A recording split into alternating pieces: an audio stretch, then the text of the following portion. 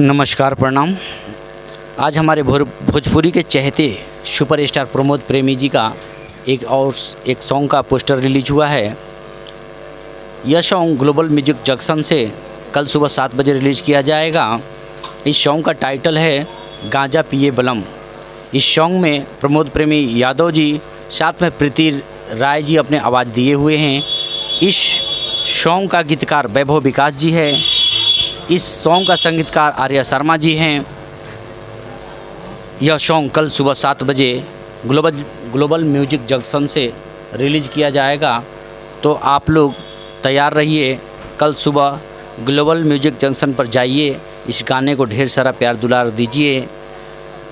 और साथ ही अगर आप हमारे चैनल पर नए हैं तो हमें भी ढेर सारा प्यार दुलार दीजिए, ताकि हम हमेशा आपके साथ बने रहें। जय भोजपुरी, जय बिहार।